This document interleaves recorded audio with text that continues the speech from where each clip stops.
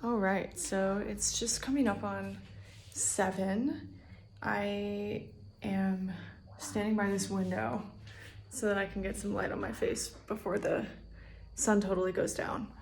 And I'm about to bathe, and then after that I'm gonna make something to eat. And I made some food earlier, but it's like not really enough, so I'm gonna make a little bit more. I heated up some water for bathing, so I put it in this thing to keep it warm. And this is my setup in here. I have, so like this is like a bathing area with a drain in it.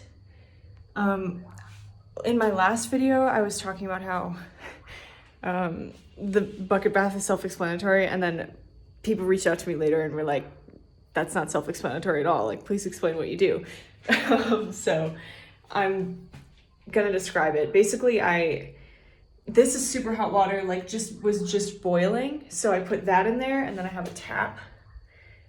So I put that in the bucket, and then I pour the cold tap water in there until it's a comfortable temperature for me. And then when I wash my hair, I'll kind of like do a combination of dipping my head in the bucket and pouring the water over it. But I avoid doing that. Like I do it a couple times a week because it's so much work. And then the rest of me, basically you just take the water in the bucket, you splash it on your body, you lather with the soap, and then you like rinse. And that's it. So it's pretty simple. I feel like I get just as clean as I do with a Western shower. The only difference is just how much effort it takes. It's a lot more work, and it's not like the relaxing, luxurious shower experience that you get with with warm running water and a shower and everything. So yeah, so I'm gonna do that. I'm gonna grab my rechargeable lantern, and it's in my bed, which is under a net right now. And bring that in there. It's waterproof, so I can use it in there without destroying it, so that's cool. All right, so I just finished bathing. I'm gonna start on, I already have some food, but I have a bunch of green beans that I really need to cook before they go bad, because I obviously don't have a fridge. So I'm gonna make some of those to supplement the food I already have. I'm about to put this headlamp on and to get to work doing that. I'm doing this in kind of like a disjointed way where I'm filming the evening tonight and I'm gonna film the morning tomorrow. So I guess I'll just show like my kitchen setup now. I was on the fence about whether to do it. It'll be light out. I'm gonna do it in the morning because it'll be light outside. It feels kind of obnoxious to try to show it when I'm like lighting everything with a flashlight. So I'll show my kitchen tomorrow. For now, I'll just show that I have this gas stove. Most Ugandans do not cook this way because the fuel's pretty expensive. Most use a sigiri, which is like a small charcoal grill. But I have this gas stove. That's the kettle that I use to heat up the water that I just bathed with. This is some propane tank under there. So I operate it the way you would like a propane grill, where I turn on the propane, start the heat. So yeah, that's that. All right, so I forgot to film this morning when I woke up and made breakfast and stuff. So I'm not a content creator. This isn't really my thing, but I am now at school. It's like 10 a.m., 9:30, and I'm organizing the library. So one of my tasks as a volunteer here is to get a functioning library going and promote a reading culture in the community. So getting kids interested in reading, like for pleasure. And this library this site that I'm at has had 2 volunteers in the past. So this library is like full of great books, but they're not very organized. And well, actually, I don't really know what's in here, but it seems like most of it is textbooks rather than like pleasure books or fiction. So I'm gonna organize it so I can get a better sense of what's in here. And I'm also trying to, like, ultimately I'll be doing lessons, like library type lessons in here. So I'm trying to get it organized to a point where I can clear off this table and then I can access the chalkboard behind it. And like in my dream world, I'm gonna have like lessons in here, and kind of, you can see this writing here is from the volunteer that was at this site before me. So it has been done, but it was before COVID. So my eyes are like really irritated and watery because it's super dusty. I can tell that most of these books haven't been touched in like probably years. So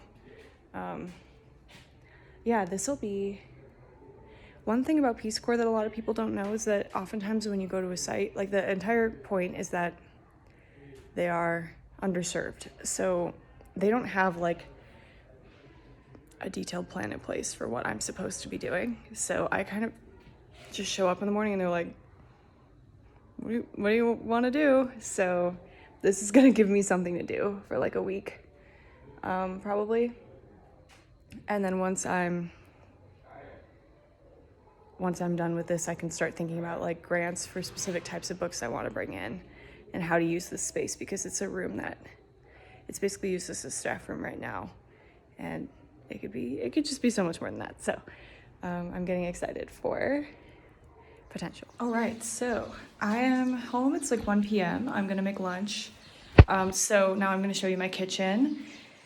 It's started raining, which means that lunch is definitely gonna run long, and I have time to cook for as long as I want. Many Ugandan schools serve lunch to the teachers and students every day, and it's usually like beans and rice or beans and matoke, which is like a reduced plantain dish that's very common. But this school, I think, maybe didn't have the budget for it this term, so they don't. I'm actually okay with that because I get to like take a break and come home and make food. So here's the sink area. I do have running water. It's not super reliable, but so I also keep jerry cans.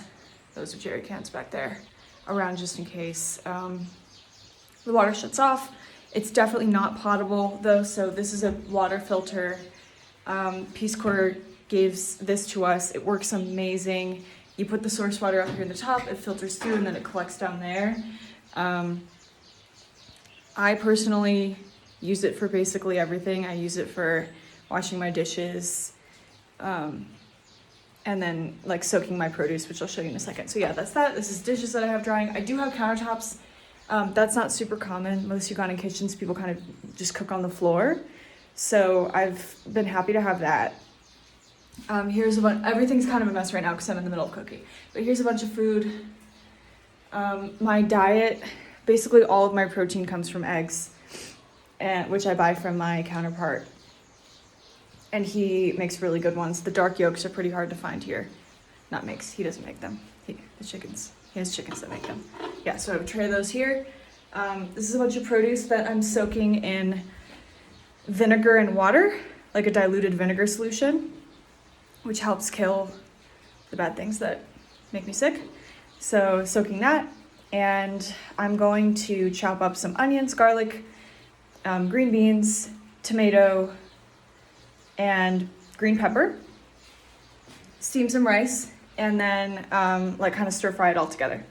And that's a pretty common meal. That's basically what I eat every day. So yeah, I feel very lucky. There's a lot of fresh produce here because Uganda is a farming country. Everyone is farming. Right, so here's the final product. I forgot to mention earlier that I also always crack at least one egg into it because that's where the protein comes from. And then I brought a bunch of seasonings from the US because the seasonings that are available here are generally like more limited.